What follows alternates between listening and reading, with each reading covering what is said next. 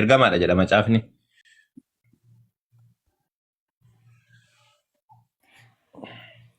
Hayyee nama biraatiif dabarsime inshallah ati dhageeffadhuuti okay? Okay. Ati ofirraa dhageeffadhuuti nama biraatiif dabarsime. Hayyee abdii Muusaa jirtaa mee hiwootii tana haasofsiisime? مطبخ كيس نجرو أستاذ أفورين جرو بكن جرو كن السلام عليكم ورحمة الله عليكم السلام ورحمة الله. ما المكيف ننجرو صح؟ زينو بكن جرو كن طيب قريتو دافور رينجراتي اتفو في جادسي. كل متجي كل انتاني جليني على وجه والمكتا. إيه على وجه والمكتا. إجولين اللي بيتني إجولين nama obsuun danda'anii beektanii yoo xiqqoo sagalee mamma kattafaa wahii dhagaan abdi miyuuti god abdi miyuuti gurra keenya jedhanii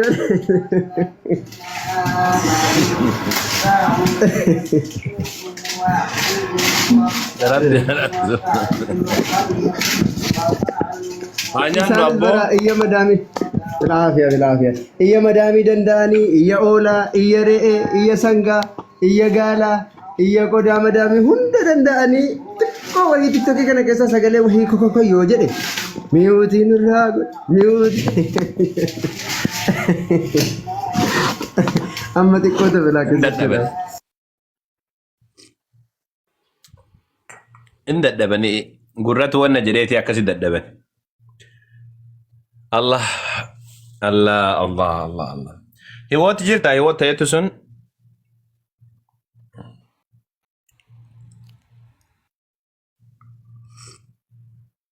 hiwoot ajjabattee dhuftee jobbo.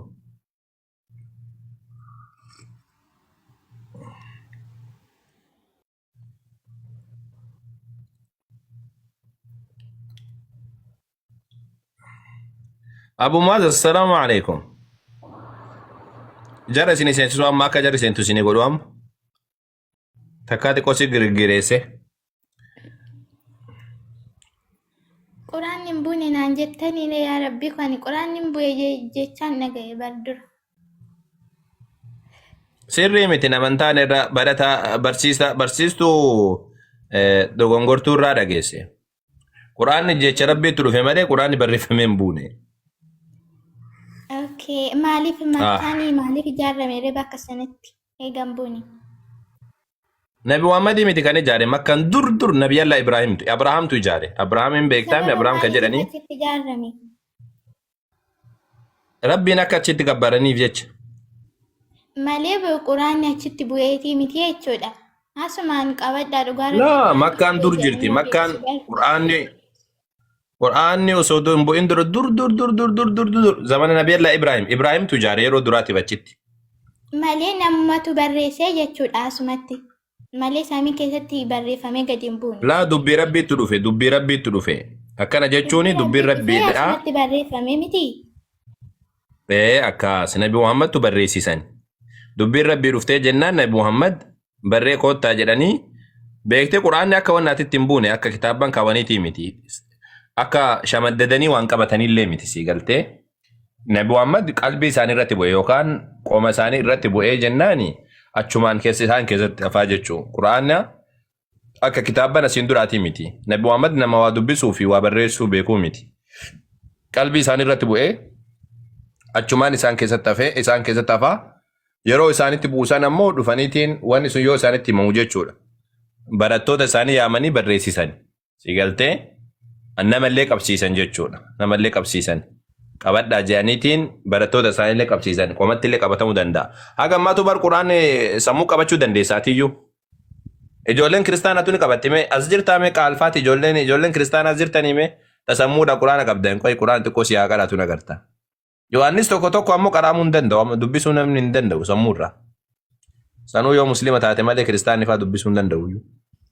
Sirriitti yoo jilbeeffatanii kadhatanii afurri dabalamee malee fooniin zim jedhamee dubbifamu hin danda'amu. Afurri wayituun barbaachisu isii sobuu jirani. Afura wanni jedhamu wanni macaafa namaa hiiku wayituun jiruun sobani. Afurri ka jedhan bara wama ittiin nama soban shawwadaadha malee afura wanni jedhanii wanni ittiin hiikan wayituun jiru. Hafuurri ka ittiin hiikan wayiitti wanni mafcha maala tun qabdaami akkam siifin ifnire. Osoo hafuura wanni jedhan kun waan ittiin nama sobanidha. Hafuura ammalee siifin ifu ka jedhan waan ittiin nama soban kun mafcha yookaan qulfii wannaati. Qulfii sobaa qulfii ittiin nama sobanidha malee wanni hafuura jedhanii macaafni ittiin namaa galu wayiitu hin jiru. Macaafni afaan Oromootiin jira, hin dubbifama, hin hubatama.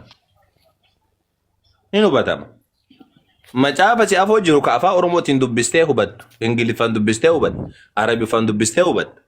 Isa kana hafuura barbaachisaasa. Hafuurri wayiitu ka barbaachisu hin jiru kuni namni kam hubachuu danda'a dubbisee. Qura'aanni illee hafuura wayiitu ka addaa ka barbaachisu hin qabu dubbistee hubatta. Hin jallisin olii gadi hin oofin akka jirutti dubbis erga sanii ammoo ni hubatta. Macaafa illee hin jallisin olii gadi hin oofin akka jirutti dubbis. Ka waldhabbii of keessa qabu waldhabbii qaba jedhe. Ka ammoo waldhabbii hin qaban waldhabbii hin qabu jedhe. Malee yoo qajeelchitee dubbistee yoo jette hafuurri wayii wanni addaa wayii kan jiru hin jiru. Afaan Oromootiin jira. Hafuurri wayiitu ka barbaachisu hin jiru. Hafuurri hin jiru seexanni gaafa nama qoru akkamiin nama qora seexanni lubbuu qaba. Zimja'eeti miti kan akka namni seexana namni arguu danda'u yaani hafuuraan immoo ofirraa hin argamu jechuudha. Karaa biraa. Hafuurri wayiitu kan sobaattu namatti naqu jira. Mee seexana miti fakkeenya ortodoksii keessa ture jetteemi. Seexanni musliima bira hin jiru akkasitti akka beentee bira jiru. Akkamidha qora. Gaaffiin qaba. Raajo seexana ka seensisuu jiru kun isinitti baqa jeelche. Na dhaga'u jirtaa? Hin dhaggeeffachaa hin jirai. Eeywa wanneen siin jedhe seexana ka jedhanii hafuura hamaa ka jedhanii oofan kana raajota pheenxeetu uummatatti naqu jira. Raajota pheenxeetu uummata keessa seensisee uummata keessaa baafna jedhee maqaa Yesuus uumamoo jedhee uummata sobu jira malee. Amma fakkeenyaaf yoo dhayiteetiin jette waldaa pheenxee malee ka seexanni keessa seenu jira. Ortodoksii keessa mana amantaa seentee ortodoksii keessatti nama kuffisti amma seexanni lafatti nama rigdi. Musliima bira dhayitee masjida keessatti nama lafa rigdiisa. Seexana ka seensaa jiru raajota sobaati. Akkasitti fudhadhaani garuu nama yaada waaqayyoo nama sodaattu dhabdee seexanni zimjettee teessisa yeroo sana. Maal muslima maaf hin iyyisiifne maaliif masjida hin seenne seexan waldaa pheenxee qofa seentee achi keessa iyyitiisa isaantu namatti naqee nama keessaa baasuu jira. Seexan akka zimjedhii bahi jennaan hin baatu garuu waaqayyo si gargaaree hafuura waaqayyootiin baasuu ni dandeessa. Dura ka seensise eenyu? Dura ka seensaa jiru eenyu? Quraana keessa zimjettee teessi jechuudha. Laa wallahi zimjetteen teessu nama seexana qabu nama orjinaalan seexana qabu osoo na bira fiti amma tana dhukkee irraa kaasee sitti mul'isa.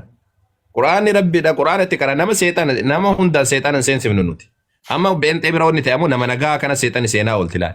Ummata kana guutuu ke seexana keessa seensanii lafarra riganii kaan utaalchisanii kaan sirbisiisanii ummata kana akkas gochaa jiru bar seexana. Raajota sobaatti ummatatti seexana hafuura hamaa namatti ergu jira. Ufuma baasanii ummata sammuu taphachuu jira laal. Ufuma itti erganii bahaa jedhaniin. Seexanni jara kaddamu jirti jechuudha. Muslima bira kootu ati. Muslima bira yoo dhufteetiin jette fakkeenyaaf masjidan seentu seexanni wanni masjidan wal geettu hin qabu. Namni nagaan taa'ee ofirraa quraana qaraa zikrii godha. Nagaan ofirraa taa'a malee achi jigii as jigii teessoo kaasii maal godhi dubartiin achi jigdii kun asi jigaa kun hin jiru nu bira alhamdulillah. Dabalataan namni tokko yoo seexanni qabdee dhukkubsate ammoo seexanni qabdee yoo dhukkubsate jechuudha. Itti qaraana erga sana ammoo dirqama siidaa keessa baatee biraa deemti. Wanni nuti yaalluun kalaamu dubbima rabbiiti quraana rabbii qoofaan subhaanahu wa ta'ala. Quraana rabbiitiin. Sinigaltee quraana rabbiitiin. Sii gadaa mitiisa quraana qaraatee jennaan khalaas shayxaanni qaama namaa keessa taa'uu hin dandeessu. Nama quraana qara'u kamiyyuu qabachuu iyyuu hin dandeessu. Nama quraana qara'u kamiyyuu qabachuu hin dandeessu. Kana gooftaa keenya Yesuus Kiristoos dhaqaa maqaa yeroo guyyaa sadaffaatti du'aa ka'e sanatti dhaqaa maqaa kootiin jedhee isa keessaa baasee maqaa kootiin hafuurota hamaa baasaa jedhe. Baasuun dirqama akkoo Yesuustu dubbate yoo jecha Yesuus. Maal Yesuus barattootaan jedhee isiniin jedhe bara. Mee fakkeenyaaf ani kasiin jedhu amma kunoo amma sibira taa'ee kunoo isaanitti dhaadadha. Du'aallee kaasaa jedheen barattootaan. Barattoonni du'aa kaasanii jiran moo kaasanii jiran maqaa yeroo san? Maqaa eenyuutiin kaasan? Okay, maqaa Yesuusin haa kaasanii rakkoon qabdu waan maqaa irraa rakkoon qabnu nuti. Yesus eega nama akka keenyaa ta'e maaliif seexanni Yeroo takka na dhageeffadhu kaa. du'aan kaaree waaqayyo Du'aa kaasanii jiran moo kaasanii hin jiran yeroo takka. Du'aa kaasanii jiran moo kaasanii hin jiran. kan du'aa kaase Yesusidha. Lakki Phexros illee kaasee jira. Phexros illee kaasee jira. Phexros illee kaasee jira. Raajota amma zamana kana jirtu keessaa nam tokkochi mee koottaati du'aa kaasaa. Nam tokkochi hin jiru dabdi du'aa kaasu. Hafuura hamaa ofuma nama seensanii baasuu malee namni du'aa kaasu tokko illee hin jiru. Kunoo amma isinitti dhaadadha kunoo dhageeffadhaa warri. Yesus abboomee deema ol bahee bargara samitti dhaqaa maqaa kootiin hafuurota hamaa baasaadhi. Maqaa eenyuunuu bahuu hin danda'u seexanni maqaa Yesus yoo ta'e. Akkas jedhaniif na yaagooba. Hafuura hamaa baasaa walaa minaamina osoo hin taane kan inni jedheetiin bira deeme gaafa sani miti gaafa deema gaafa ol ba'uudhaa miti gaafa ol ba'u osoo hin taane gaafa lafarra jiru abboome jira. Osoo ofii isaatii jirudha. Siigaltee Maatewos boqonnaa 10 irra jira. Akkati jette saniidhaa miti. Dabalataan immoo kiristaanii tokko saatii kanatti as bahee du'aa kaasaa jedhume yoo dhugaa taate. Kaasuu hin danda'u. Eega du'aa kaasuu hin dandeenye ni kijibdii jechuudha. Seexaan ofumaa namatti dhaqanii nama keessaa baasuu jiran hin kijiban.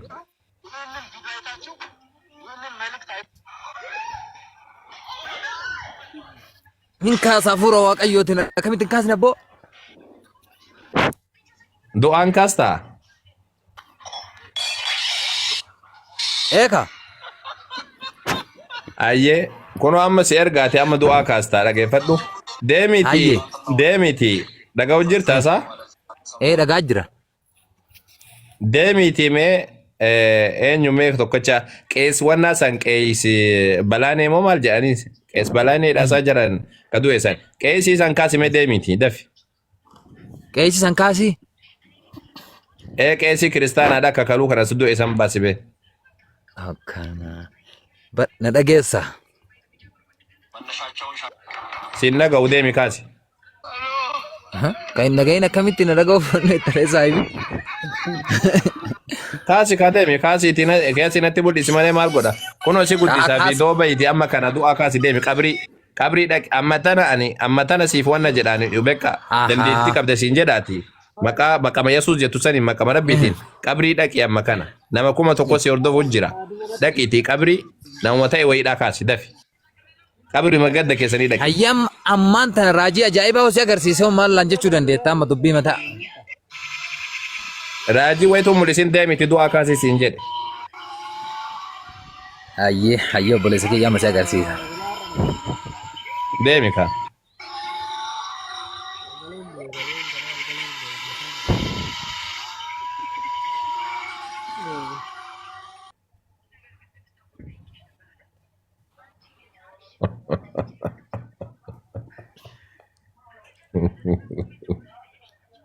Du'aa nuu gaaftisa.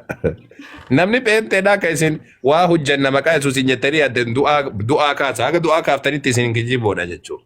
Waan Barattoota mul'atu kaleessaa odeessota hin taane har'ayyuu jaamaan ilaalaa jira. Naafni ka'ee deemaa jira. Dhukkubsataan fayyaa jira. Dinqii garaagaraatu maqaa afurri hamaa ba'aa jira. Dinqii garaagaraatu. Nam tokko kafayyuu hin jiru kun diraamaadha. Diraamaa pheenteeti malee kuni nam tokko kafayyuu hin jiru. Diraamaa kaluu kanayyuu ijoolleen mul'ise tokkoyyuu diraamaadha kun ummata sobuudhaaf akkasii fayyadaman. Wallaani kijiban. Nam tokkochi kawanna jedhu hin jiru. Maali haati raajii masaraati maaliif dhukkubsattee hagamma siree ciiftee dhiiga dhabdee? Masaraatti taa'ee qaama nama fayyisee olii gad deemu haati isaa dhukkubsattee ture. Inni dubbatee ture waggaa 7 dhukkubsattee jedhee haati tiyya. Maaf haati isaa ma dhukkubsattee egaa maqaa Yesuus fayyise. Haati isaa kana inni deema inni kun fayyisee olii gad deema. Naggaadee zeetiiti badabbo. Wallahi isin soban. Fayyanii dhugaa ba'anii jiru jechuudha isaan. Nam tokko fayyoon jiruun sobda. Asin dura mucayyoon takka taliileen as jirti taliilee yoo as jala jiraattu asin dura barbaadde isinuu kiristaana keessa turte. Kiristaanuma ammallee na fakkaata. Abbaa isiidhaan fayyifana jedhee masaratiin bira fidanii fayyee jira jedhee biraa galee erga sanii xiqqoo sun turiin abbaan jalaa du'e. Maal fayyeessaa namni kun diraamaadha. Haadha isaa yoo fayyisu mee yoo ka fayyisu taate. Hin kijiban. Fayyanii jiru. Hin kijibdi wallahi guutuun isi. Nam tokko hin fayyuu siin jedhe. Nam tokko ka fayyuu hin jiru. Kijiba kun. Tokko wanni siin jedhe tokko hafuura hamaa ka jette seexaan hin baate ka jette seexaan ofumaa seensisanii ofumaa isaaniiti baasan. Ummata keessa tuttuqanii keessa naqaniiti erga sani ammoo baasan. Saniin alatti ammoo nam tokko ka fayyuu hin jiru. Nam tokko ka fayyuu hin jiru. Kaan diraamaadha kaan ammoo namoonni dhukkubsatiin kana fidanii wanna godhan ta'an immoo sammuudhaan taphatan. Akkasitti malee maqaa Yesuus yoo dhugaadhaan taate kun isin hin jedhame. Raajii masrataa haa ta'u, abbaa fedhaa haa ta'u, du'aa kaasaatti mul'isa.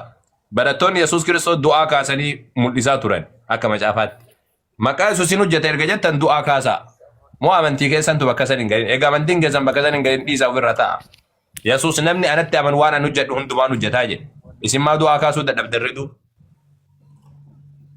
Kuni akka nama dhuunfaati maaliif amma fakkeenyaaf nan fayya jedhee gara waldaa kiristaanaa dhukkubsadhee waldaa kiristaanaa utuu hin deemin keessa kiyya ammoo shakkii waan xiqqoo ishee wayiin jirti taana fayyuu hin danda'u. Kana jechuun ani yoo fayyuu baadhe Yesuus nama hunda hin fayyisnee jechuu miti. Maaliif sababii rakkina kiyya waan ta'eef dhimma dhuunfaa kiyya isatti amanuu keessi kiyya shakkii waan qabuuf fayyuu dhiise malee nama amane hin fayyisu walumaa galatti jechuu miti. Kuni kijiba abboo kuni kijiba namni Yesuus waaqa jedhee fayye tokkochillee hin jiru Yesuus jiru. Yesuus nama baay'ee fayyise namni sun hundi isaatu nama Yesuus waaqa jedhee amanuu miti. Hundi isaa namoonni fayyan sun. Kun kaafurri hamaan irra jiru isayyuu quban qabu. Kun intala takka illee dhaqeetti fakkeenyaaf namni tokkoon maal jettee amantaa inni raajiidha jedhe. Nama raajii isaan jedheedha kan inni fayyise.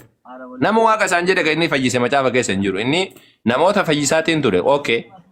Aman inni fayyitaa uumamuun minammineeshin kaakaa jedhan kun ammoo kun tooftaa pheenxeeti malee nama amansiisanii kan namatti taphachuudhaaf.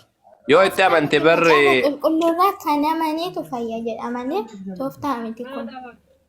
Injiru wanni ka amane ka fayyaman Yesuusina eenyuun amansiiseetiin fayyise. Waaqummaa isaa itti mee kamiin fayyise isaa? Maal jechuudha isaa waaqa erga ta'e waaqni dura natti amana siin fayyisaa jedha sammiin maalati noo? Waaqni natti amana siin fayyisa namaan jedha isaa waaqni addunyaa kana guutuu kan dhukkubsachiisu kan fayyisullee isuma. Natti amana siin fayyisaadha waaqni? Maal jechuudha isaa?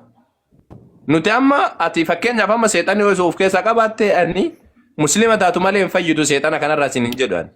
Quraana sitti qadhee ammoo kana gubeetiin si keessaa biizinillee tabaree ta'aadha si keessaa baasa. Wannaadhaa miti si galtee. Waaqni dura natti amantan malee hin fayyitani maal jechuudha isaa nama uumee ka'ee waaqni nama uumu natti amanaa sin fayya waaqummaa keessatti amanaan fayyitanii namaan jedhaa isaa. Keenya waaqni natti amanaa fayyitan jedhuu miti. Fayyaa eenyu dhiisa amma ana eenyu na fayyisee jirani waaqan jedhuun Yesuus. Amantii jechuun waan ijaan mul'atu tokko amanuu otoo hin taane otoo hin dhukkubsachaa jiru na fayya jedhee waan ijaan hin argamne tokko. An fayyaa qaba eenyutu na dhukkubsachiise eenyu ani Yesuus waaqan jedhu kun waaqummaa isaatti dhaman. Akkamitti fayyaa qabaadhee taa'u jira. Dhukkubsachuu baanne otoo fayyummaa sanirra jiraachuu deebinee arguu baanne waaqayyo hin jiru jenna bara kanaafi. Malee silaan. Eenyu na fayyise ana eenyu na fayyisee jira kun dheengadda jedhu dhukkubsadhee ture kun dhukkubsa fayyi. Ufaan naqabee ture eegasanii fayye. Waaqayyo isa kamtu na fayyise Yesuusin fayye amantu malee fayyitu hin jenne ammati. Guyyaa tokko si yaadachuu danda'a yaani. Guyyaa tokko si yaadachuu danda'a natti qorree jira. Sirrii miti inni kun. Si galtee amantu malee fayyituun kun tooftaa pheenxeeti kun tooftaa pheenxeeti amantu malee fayyitu kan jedhan malee sirrii miti. Waraqaa kenninittii fi maraftii fudhatte nutti agarsiisi. Dheengadda dhukkubsadheen ture jettee isti as baasi.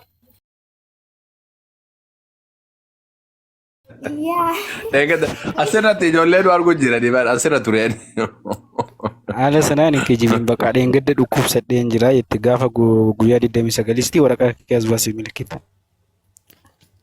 Maal taate isaa akkana naasayin kaa kijibiin hin jedhin akkana naasayin. Maali akkanuma nama kuma tokkumaaf sobaa jirta. Akkana naasayin akka fayyaalessaa naasayin.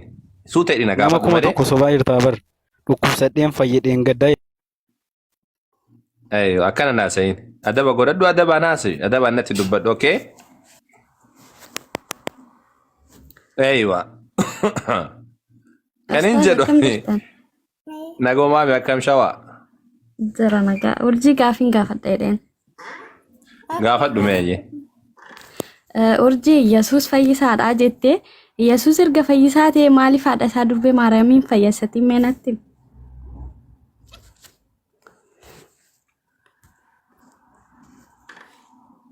Ishiin duute jirti silaasini Yesuus du'aa yoo hin fayyisaa jetteedha haadha isaa kan duute maaliif hin fayyisatiin?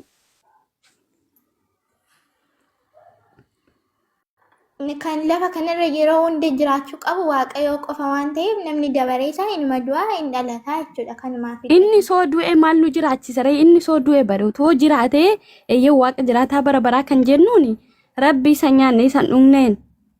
Namni kun dhufee rabbi irraati ergamee dhufeera eeyyee dhufeera garuu deebi'ee du'eera. Haati isaa soo duute erga inni fayyisaa ta'e erga inni kan du'e kaasee maaliif haadha isaan kaasin?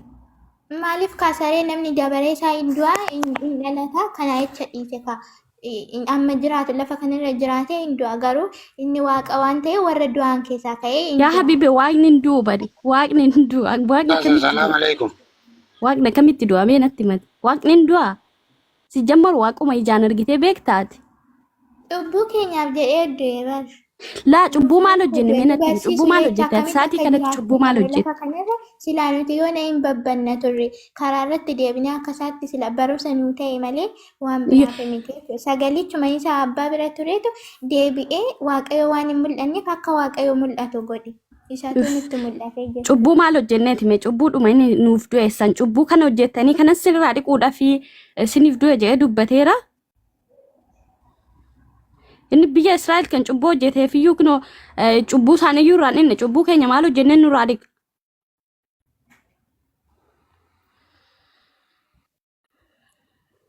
Amma fakkeenyaaf namoonni dhalootaati abaarsa haadha qabdamoo abaarsa abbaa qabdan jedhani namoonni yeroo sanatti waaqayyo waan dhaga'uu didaniif waaqayyo ilma isaa dabarsee nuuf kenne jechuudha akka nu barsiisuuf. Maal nu barsiise mee Yesuus? Waa'ee maali nu barsiise mee? Maal hojjedhaa nu barsiise mee lubbuu? Maaluma hojjedhaa nu jedhee nu barsiise mee?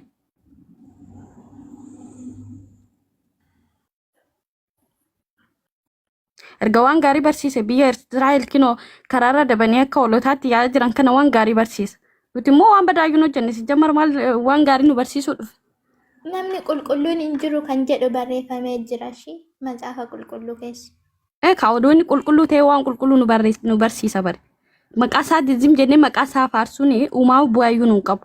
Yoo inni waan kana isin hojjedhe waan kana isin dalageera jedhee nu barsiise waan gaariitu waan gaarii hojjenna. Zim jenneetuma maqaa isaatiin lallabnee zim jenneetuma ijoollee akka nama maraatanii karaarraa dimtsuma ogaa qabannee baanee iyyuu maal faayidaa qabame? Uma? Lallabaa kan jedhus barreeffamee jira maqaa isaatiin. Yaa Rabbi, mee zim jedhe. Obboleessa kiyya iyyuu beenxeetti fudhatanii ta'u uumaayyuu odoon fayyisna ajjeestanii lallabdanii itti onaa nyaatu. Lallabni keessan Inni yoo lafa kanarraa yoo jiraate waaqa irratti jannata hin argata lubbuun isaa bakka gaarii jira. Waaqa jannata hin argata. Jannata maal argata? Abiddatti galee ta'uu hin dudunne maalitti beekna ta'e? Namni jannata ofii hin qabne jannata namaa fida. Namni fayyisa jettanii akkasumaan inaatiin haala dhugaa jirtuun dhoksinaa dubbadhaa waan quraana irra jirus waan kitaaba irra jirus dhugaa dhoksitanii kijina mana akkasumaan. Waan lafarraa otoo hin taane bu'aan kiristaanaa karaa biraa nuuf duudha. Duunee gaafa duuni mootummaa Habibti umtuu nu duun jenneen isa dhiisime umtuu nu duun nuuf ka hin jenneen umtuyyuu umtuu sun nu duuf jedhee san gaafanne. Du'a isaa jettanii akkasumaan lallabinaa dhugaa jirtu zim jettanii kijibdanii nu kijibsinaa nu. Ishi gaafi tokko si gaafadha. Yesuus eega waaqa hin taane maaliif samiirratti ba'e? Yesuus erga waaqayyoon taane rabbiin ko biyya Israa'eliif erga habibte kan isa filatee rabbiin aboo kan isaaf kennee isa filate biyya Israa'eliin akkatti karaarra goranii waan badaatti deemaniif malee Itoophiyaadhaaf deemi biyya kaaniif deemi hin jenneen jira mee matsaaf quddusii keessaa Itoophiyaaf ergame biyya biraaf ergame kan jedhu jira. Jiru ka. Yesus biyya Israa'el biyya kana jedhee bichaadhaaf otoo hin taane biyya lafaa guutummaa ishiitiif kan inni ergame cubbuu keenyaa jedhee. Biyya lafaa guutuudhaaf ergame kan jedhu iyyuu hin jiru maaltu jira? Biyyi lafaa waan biraa qabaaree afaan Oromoo isa sirrii isaatti biyyuma lafaati. Inni Israa'el bichaadhaaf maqaa isaa bichaatiin hin guddisinaa mee dhugaa rabbi maqaa isaa bichaa hin guddisinaa waan jirtu dhugaa dubbadhaa hin dhoksinaa irra hin qaqqabatinaa kinoo as keessa dhufanii deebii takka ishii qaban yoo gaafatamanii hin qabanumaa deebi'eessanii usan hin booda ijoollee keenya nurraa dhuman musliimatti jettanii afaan hin banin asirra baatanii Wanti tokko namni jaalala Yesuus hin qammasee duubatti deebi'u hin jiru. Macaafa Roomaa 8:35 irratti eenyutu Yesuus jaalala dhiira yookaan Yesuus intalaa miti. Yeroo takka urjii mee urjii Ifamas taas. homaan rakkisu ayyee. Waan an jedhe akkuma jettani waan yaadachiifte mucayyoo waan yaadachiise beektani. Yesuus Kiristoosii saba Israa'eliif ergamee saba Israa'el osoo hin sirreessin Oromoon itti waaqa jettee ni waaqessiti. Sabni Israa'el iyyuu waaqa hin jedhu. Israa'el keessa kiristaanni parsentii tokko dhibba keessa. Israa'el sunuyyuu Israa'el miti saba Israa'eliidhaa miti. Allahu akbar. Rabbiin faallaa dhala. Sabni Israa'el kan itti ergame jara yuun sirreessine Oromoon ammoo asitti dhumatti amaarri asii itti dhumata waaqa jedheeni jalatti kufee ol ka'a. Sabni Israa'el ammoo mataa qaba xiqqoo siidha laal jallinallee haa qabaatu xiqqoo isaan waaqa hin jedhuun.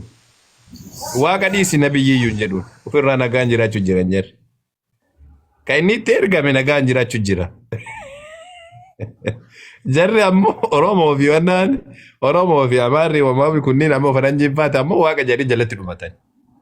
Yaa Rabbii kan ammoo kan godhe Paawuloos isinii galtee. Kan akkana godhe kun Paawuloos hojii Paawuloos.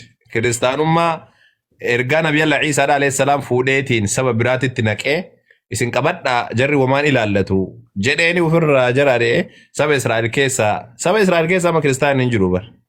Yahudaa ta'ee namni kiristaana ta'eetiin akkasitti deemu takka yoo akka tasaa taate malee hin jiru. Muslima irra baay'ataayyuu. Israa'el keessatti muslimni parsentii 18. Parsentii 18 muslimni. Garuu kiristaanni ammoo parsentii tokko tuqaawee. Kiristaanni.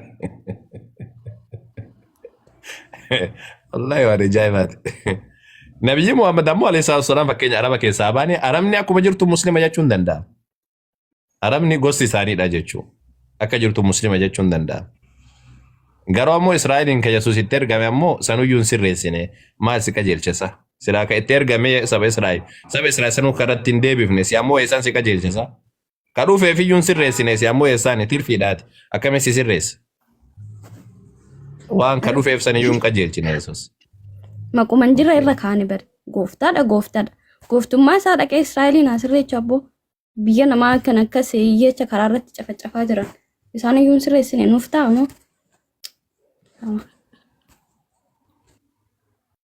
Sirriitti galchuufi qaba. Jaratti sirrii lallabuu qaba Yesuus.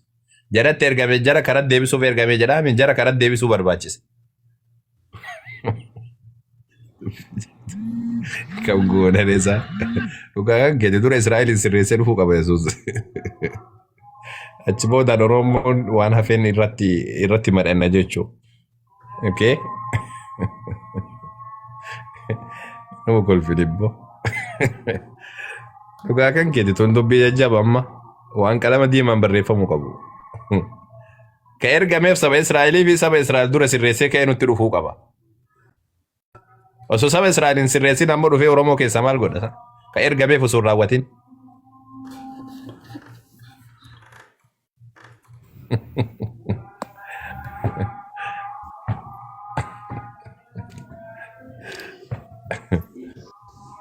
Nuti ammoo nuti bar silaa qajeelchine isinitti himna. Nuti ammoo Nabiyyi Ciisaa alayhi salaam saba Israa'eliif waan ergameef jecha erga sani gaafa deebi'elleen saba Israa'el guutuu nutti amanaa jedha Rabbi. Ni sirreessaa jenneetti amanna nuti. Laakiin ammoo isaan ammoo akkasitti amanan isaan sabni Israa'el kan inni ergameef kan inni keessaa bahe Maryamii faatillee kan deesse saba Israa'el isiin illeen jarri nuyyuu itti amanne Oromoon ammoo maal godhu jalatti du'a. Amaarri maal godhu jalatti du'a waaqa jedhanii. Wal na fuudhii gad na fuudhii maal godhu jedha. Allahu akbar. Hayyee haasawa abdii deebite. Rakkinyi keenya ijoolleen Ortodoksiis Peentees jechuudha. Gadi fageenyaan hin dubbisnu Quraanas macaafas jechuudha. Innaa rakkinni keenya kana gaafa namni waa'ee amantaa musliimaa nutti dubbatu jechuudha. Namuma saniis hin baqanna amantaa saniis hin baqanna.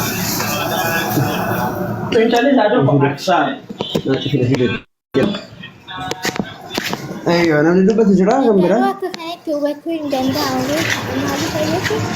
Yeroo Yesuus Kiristoos yeroo fannifame sanatti hattoota lamaan gidduutti fannifame. Inni tokko atootoo ilma waaqayyoo taate nuyooti jedhee dubbatu. Inni tokko immoo hin jedhe maali raafota inni cubbuu dhala namaatiif jedhee cubbuu keenyaaf jedheeti jedhe. Sababa jecha ishii kana waaqummaa Yesuus Kiristoos achirratti ganeef hidda galee inni kun immoo maqaan qulqulluu Maali Yesuus Kiristoosiin ganda taana yoo maa inni Yesuus waaqa jedhee Yesuus hin gatee amma tana maaliif hin dhufne? Amma kana maaliif hin dhufne? sagaleen kee jira? Jira abdi. Ayyee maal inni hattichi biratti fannifame sun Yesuusiin waaqa jedheedhe? Yesuusiin akkasuma ilma waaqayyoo ta'een oolchisaa jedhee inni tokko immoo imaamni raafuu taa'ee inni akkas jedhee sun deemsa galee inni waaqummaa Yesuus Kiristoos waaqayyoo ta'uusaa gane immoo yeruma sana gaannamitti galee jechuudha ibidda keessa bu'e. Hin jedhu maqaan. Hin jedhu. Macaafa qulqulluu dubbata sababa maaliif Baasii dubbisi. waaqummaa Yesuus Mee Kiristoos baasii namni dubbisi. gana ammayyuu yoo muummayyuu jennisa galuu hin danda'u. Mee bakka san baasii dubbisi.